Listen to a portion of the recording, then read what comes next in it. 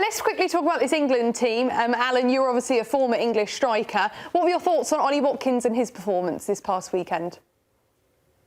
Well, he got a goal, didn't he? Which is good news because he's had a difficult start to his Villa season. And you can see not quite as confident as he would be when he's flying. But I think he's gradually getting back to form. And listen, we need him badly, don't we? We haven't got too many centre forwards in the country at the moment, which is a strange thing when you look back down the years. We used to have so many choices. But yeah, I think Ollie, he's gradually getting back to where he can be for club and for country, hopefully.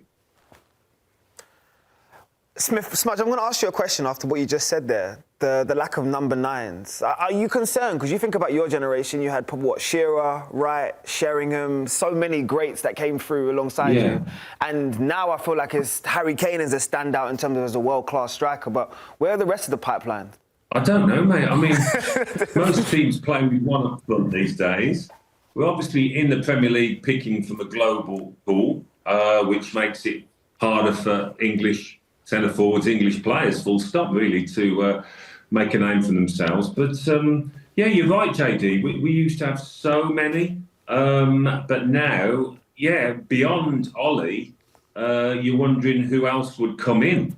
Well, with Ollie out injured against Latvia, who's going to play there? With Marcus Rashford as an alternative? Are we talking Anthony Gordon? Who's going to step up? Who's going to lead the line? Well, I think Marcus Rashford would be more suited than Anthony Gordon. He's done it for Newcastle, but he hasn't looked particularly happy. Rashford has done it a lot more times, yeah, he could do a job. He could do a job most certainly. But yeah, I mean, Kane is head and shoulders above anybody else, really, both in terms of his goal output and his overall game. He's just a top world-class player.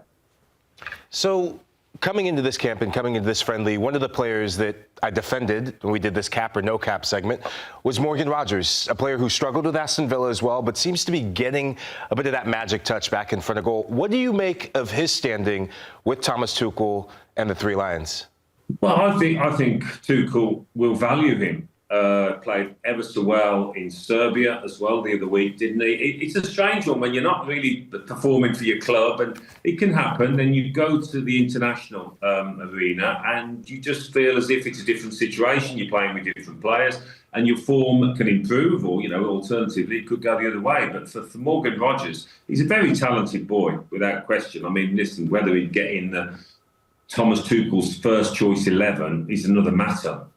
When you think of all the players that could come into that position. Well, Lahoud, do you think England have almost got almost a problem with too many top-class number 10s? You've got Foden, you've got Palmer. I mean, would you call Rodgers a 10? Yeah, well, yeah, he can play there, play on the wing off the flanks. And he can't fit them all in. So what happens? Yeah, I mean, that's the question that we were asking prior to the show is who goes in? Someone's got to miss out. And I know who you're going to say, right? Because Jude didn't get called in, and that was a controversial decision by a lot of the populace there. Cole Palmer, some of the injury issues. So who are you going to put in? Well, I think Jude is, I would say, arguably the best player that England has. Cole Palmer is the magic factor in terms of he's the X factor. Out of all the players that's in there, he's probably the most naturally gifted. So those two, if you're asking me, are shoo-ins. They have to go. And I think Cole Palmer proved his value in the last tournament that we had. So, but that upsets me because I'm actually the biggest fan of Morgan Rogers. I think Morgan Rogers, in terms of progressive dribbler, being able to turn on the dime, to being able to turn off both shoulders as well, and the last 18 months he's had. But I think Smudge alluded to it. Maybe he finds himself in a wing position as an inside forward, and maybe has to change his game slightly. But you're right, someone can't go, unfortunately. That's just a game. And also, of course, JD, it gets to a tournament and you've had injuries, haven't you? How many times do we see that happen going into a major tournament? One of your top players picks up a knock and then somebody gets an opportunity. And that's why Morgan Rogers has got to stay on his toes. Geoff, looking at this squad as a whole under Thomas Tuchel, what is the general kind of view of the English supporters of how Tuchel is doing and their confidence in him going to the 26 World Cup? I think, Tom, without being arrogant, most England supporters would expect England to qualify comfortably. So there's not too much judgment. I mean, they needed that result and that performance against Serbia, no question, because it was a bit lacklustre up until that point. I don't think the fans will really judge Tuchel until the actual tournament itself. But I think they're expecting good things. And, this is quite a period of change for the England team. And it's not just because, it's out with Gareth Southgate, but there's new players that are emerging, the likes of Elliot Anderson, Adam Wharton. I love the centre-back pairing of Gay and Ezra Konsa. We're not only mentioning Villa players for your benefit, by the way. I do. Not the Villa. Oh, he's a Villa fan as well, Hannah. Oh, that's good to know. There we go. Yeah. So yeah, Tom. Look, but as you know, the best team isn't necessarily the best 11 players, and I think that's the most interesting thing that's happening around the England team at the moment. How Tuchel is trying to get a squad together and create a harmonious group and a team spirit. That's what he's trying to foster. Because I don't think there's any question they have the players, they have the depth of talent there, although a little bit short at 9, as we said. But hopefully Ollie be fit. He's a perfectly good, if you like, number 2 to Harry Kane.